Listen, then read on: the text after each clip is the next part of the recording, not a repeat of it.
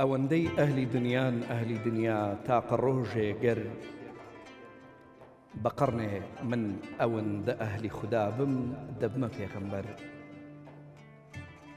بەکەم مەگرە سروشک و ئاهوناڵەی بێنەوایانت کە سەیری بێ ئەمانە تیری دڵدۆزە گولەی وەروەر چ کەس نابێ بە کەسدارم نییە لەو بەردەرە یارم خودایە تۆ بکەی چارم کەسێکم بێکەس و بێدەر چڵ و چۆکەر مەدە دەورم خوددا حافیز نەسیحەتگەر لە شەکوەی عیشق و لۆمەی عەشق ئەمن هەم لاڵ و هەم کەڕ زوبان و گوێ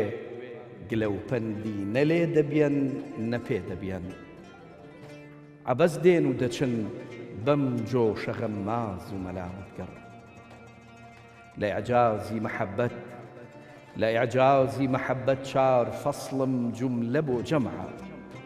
سروشکم سوورە ڕەنگم زەردە لێوم وشکە چاوم تەڕ سیاپۆشن لە داخی خەت و خاڵ و لێو و ڕوو زوڵفت وەنەوشە و میسکی چین و ئاوی خزر و لالە و عەمبەر جگەر کونکە خوێنی گریە بەردە سینە هەڵبدڕە نیگاهێکە ببینە کاری تیر و نەشتەر و خەنجەر کە سەیری دەفتەری سەرگەشتەگان و خاکساران و سیابەختانی کردن دی هەمووی مەحوی بوو بەسەر دەفتەر بە ناوی خوای بەخشندەی میهرەبان سڵاوتان لێ بێ بینەرانی ئازیز بەخێر بێن بۆ بەرنامەی ئەم شەو ڕازی دڵان ومێ دەخوازم هەمیشە لە خێر و خۆشییا بن ئەم شەومانەوێ باس لە میعراجی ڕۆح بکەین باس لە بەرزبوونەوە ئەکەین باس لەوە ئەکەین کە چۆن سەر لە نوێ لە دایک ببینەوە بە قەولی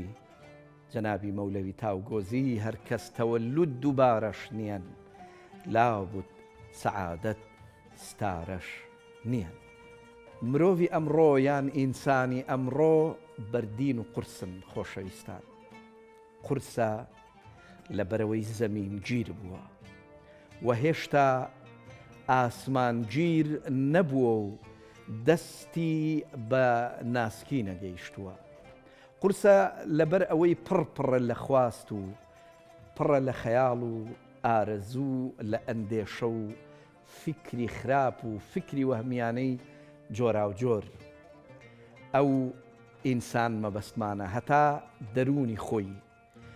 لە تەواوی ڕقی و زبریەکان پاک و خاوێن نەکاتەوە هەتا لە حەماقەت و جەهالەتەکانی خۆی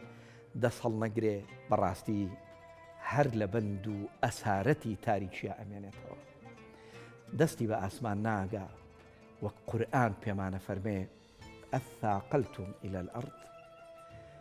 ئەوە بۆ نووساون بە زەویەوە واتە قورس بوون و ناتوانن بەرز ببنەوە ئەو شەو وەک هەمیشە خۆشەویستان گەشتێکەکەین لە ناو گەنجینەی پڕ لە حکمەتی عیرفانی و ڕۆحانی بۆ ئەوەی ببینین چۆن ئەتوانین ڕۆحمان سووک بکەین و خۆمان لە کۆت و بەندی نەفس و هەوا و ئارەزۆکانمان ڕزگار بکەین و بەرز ببینەوە بەرەو ئاسمانی بێکۆتایی ڕۆح مەحوی خۆشەویستان لەم شعرەیە چەند جوان باسی حاڵەتی ئینسان ئەکا هەڵبەت ئینسانی قورسمان مەبەستە ئەوانەی کە نووساون بە زەویەوە ئەو ئینسانی کە فریوی دنیا و نەفسی ئەماری خۆی خواردووە باسی ئەوەکە کە دنیا جیفەیە واتە مردار بۆیەکی بۆ گەن زیاتر نییە بەڵام هێشتا ئێمە دوو لە ڕووی بینەرانی خۆشەویست باسی ئینسانی قورسەکەین وەکو سەگ شەڕی لەسەرەکەین ئەم دێڕە شعرە بەڕاستی زۆر قوڵە باس لە شەڕی سەگ ئاسا ئەکا لەسەر دنیایکی مردوو ئەڵێن هەڵۆ عیزەتی هەیە باس هەڵۆ عیزەتێکی زۆر زۆر گەورەی هەیە لەبەر ئەوەی کە هەمیشە لە بەرزاییە ئەفڕێ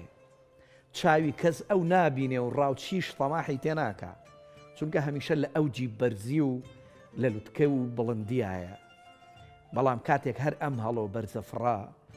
تەماع ئەکاتە مردارەوە بوویە ئەنیشێتەوە و نزم ئەبێتەوە ئیتر ئەبێتە نێچیری ڕاوچیەکان لە عیرفانە نەفسی ئەمارە واتە نەفسێک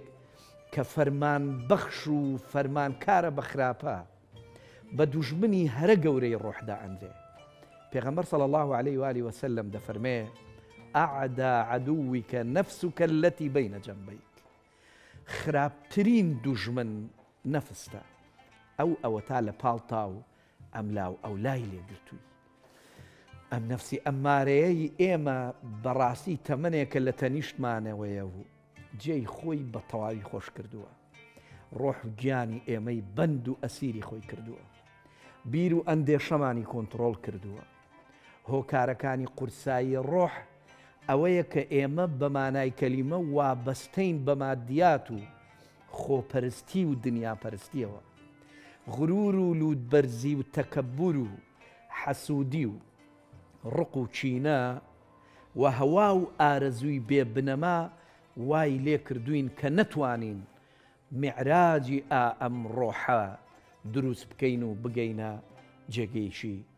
زۆر ئارام نسبەت بە ڕۆحی ئینسانی بوونی خۆمان شێخی سعدی لە یەکشێک لە شعرەکانیان زۆر جوان ئەڵێ مەگەر مرۆڤ نەبووی تۆ بوویتە ئەسیری دێوێ فریشتە کەی دەتوانێت ببێتە ئادەمیەت گەر دێوەکەی دەروونت لە سروشتی خۆدووە دەرنەی هەموو عمرت ژیانە بۆ ژیانی ئادەمیەت جا چەند جوان ئەڵێ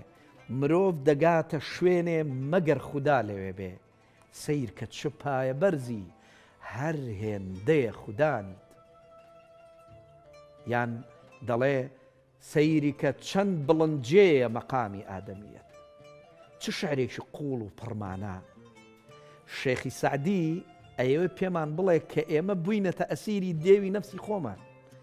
ئەم دێوە هەمان ئەو نەفسە ئەمارەیە کە پێغەمبەر درودی خوای لەسەر بێ باسی کردووە وەک خراپترین دوژمن شێخی سعدی لەگەڵ ئەوە شاڕێگەمان پێنیشانەیە کە چی بکەین چۆن عروج بکەین چۆن برز ببینەوە ئەو ئەڵێ گەردێوەکەی دەروونت لە سروشتی ئینسانیانی خۆدووە دەرنێی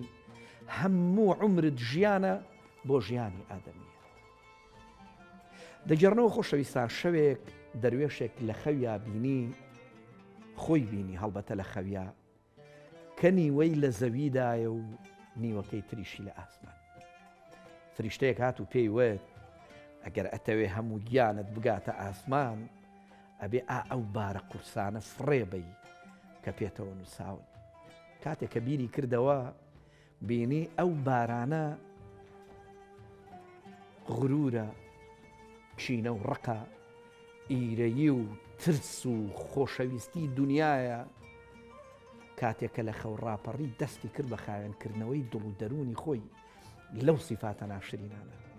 ئەخر من زۆر سەیرم لێ خۆشەویستان زۆر جار خەڵکانێک ئەبینی کە بەمانای کەلیمە خۆی بە موسڵمان ئەزانێ خۆی بە ئیماندار ئەزانێ بەڵام دڵ و دەرونی پڕپڕە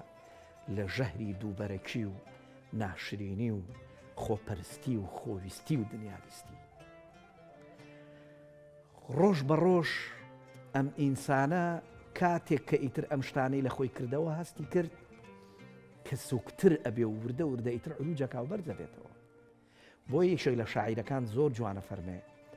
ئاوێنەی دڵت سەیقەل دەکاکە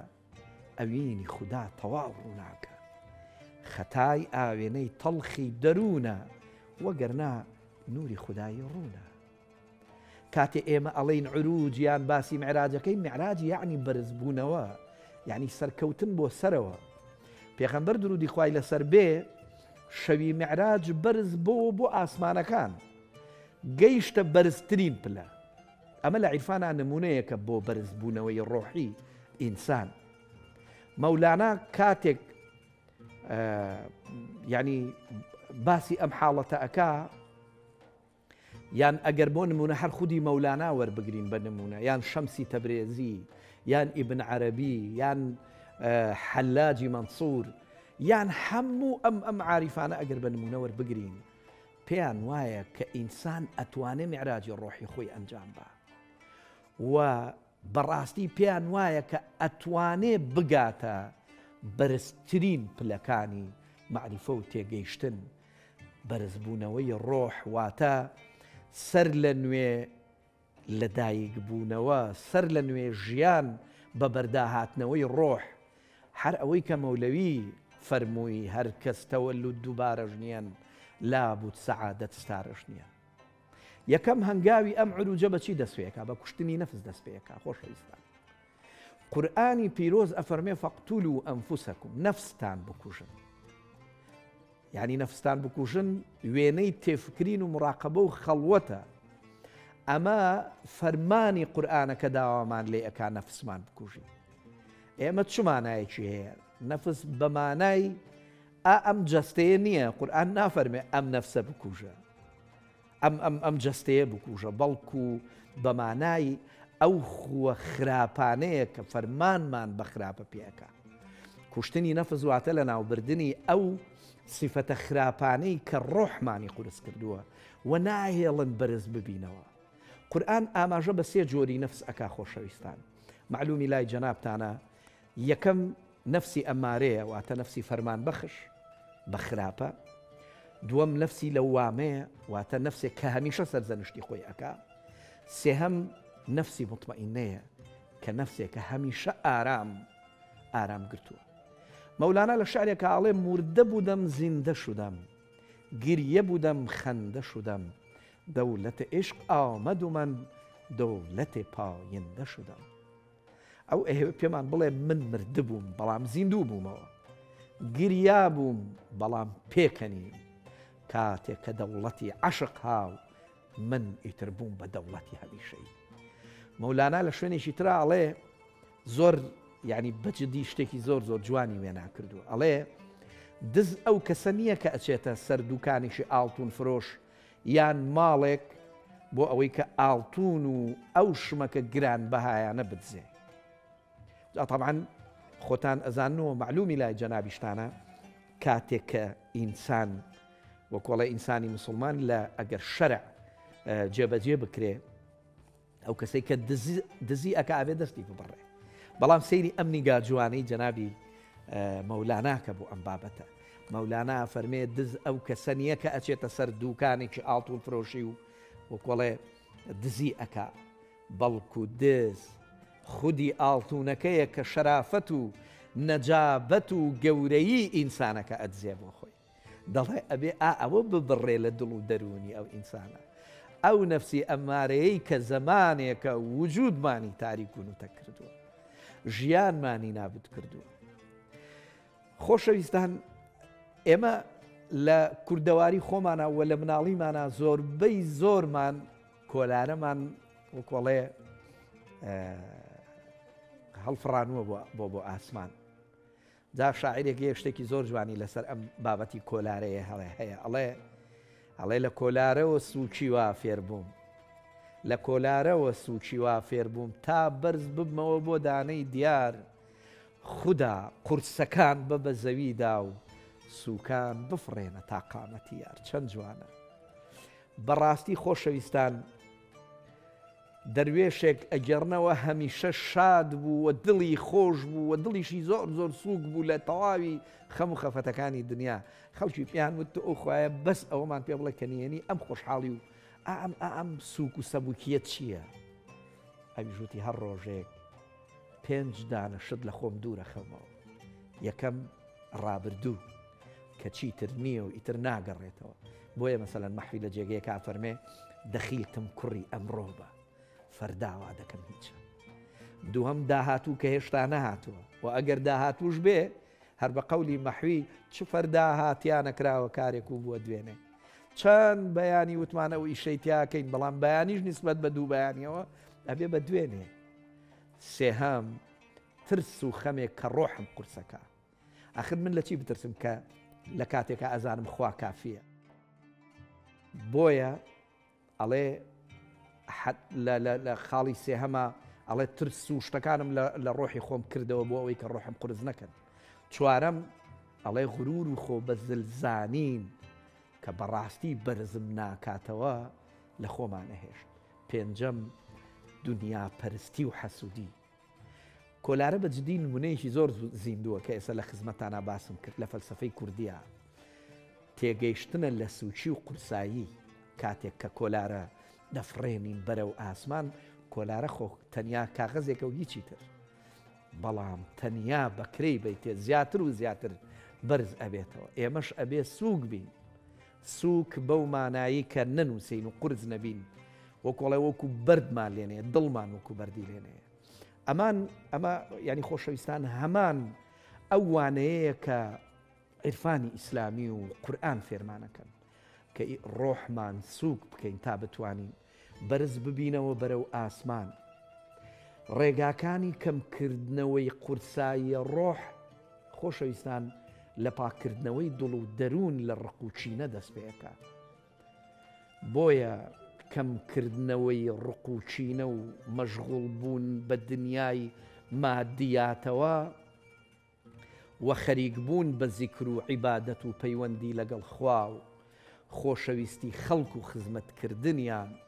و قایل بوون و ڕازی بوون بە قەزا و قەدەر، بەخوا ئینسان بە تەواوی سووک و ئارامەکە. خۆشەویستان، ئێمە بەڕاستی لە سەردەمێکە ئەژین کە زیاتر لە هەر کاتێکی تر بە زەویەوە نووساوین و قرس بووین. کۆمەلگای مۆدێرن و تەکنەلۆژیا کۆت و بەندی زیاتر و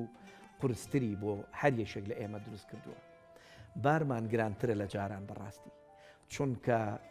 پڕمان کردووە لە خواست و خەیاڵ و ئارەزواتی مادی. بەڵام لە بیرمان نەچێ کە ئێمە بۆ فڕین خەڵق کراوی، نەک بۆ خشان. ڕۆحی مرۆڤ وەک هەڵۆیە ئەبێ کە هەمیشە بەرز بفڕێ، نەک وەک مێر و لەو خشۆکەکان کە بە زەویەوە گیریان خواردووە. قورئان ئەفەرمێ وەلەقەد کەڕەمنا بەنی ئادەم، بەڕاستی ئێمە ڕێزمان لە ئادەمی زاد گرتووە. بۆیە ئەم شەو ئەمەوێ پێتان بڵێم با هەر هەمومان بیر لەو شتانە بکەینەوە کە ڕۆحمان یان کە ڕۆحتان زیاتر قورس ئەکەن و با ئەوانەی کە وەکوڵێ ئەمان نووسێنن بە زەویەوە هەوڵ بدەین لە خۆمانی بکەینەوە. هەر وەک لە کۆلارەیە ئەوەمان بینی بۆ ئەوەی کە بەرز ببینەوە ئەبێ سووکتر بین. لە ژیانیشدا بۆ ئەوەی کە ڕۆحت بەرز ببێتەوە دەبێت لە باری گرانی نەفس و دنیا پەرستی بەڕاستی تەواو خاڵی ببیتەوە. وەکو حکمەتی کۆتایی ئەم شەومان ئەڵێم مرۆڤ لە ڕۆژی لە دایکبوونیدا دەگری چونکە لە ئاسمان دێتە خوارەوە، و لە ڕۆژی مردنیشا دڵنیابن کە پێ ئەکەنێ چونکە لە زەوی ئەگەڕێتەوە بۆ ئاسمان. و مەولانا گوتەنی هەر کەسێکی دوور لە ئەسڵی خۆی کەوێ وەسڵی ئەسڵی خۆی لە ئاخیردا دەوێ. بە هیوایەوەی کە لە ئەڵقەی داهاتوودا کەمێک خاڵی تر ببینەوە و بەرزتر بینەوە بۆ ئاسمان. تا بێگەیشتنەوەیشی تر هەمولایە بەخوای بەرز و بێهاو تا ئەسپێرم خواتان لەگەڵ ماڵتانەوە.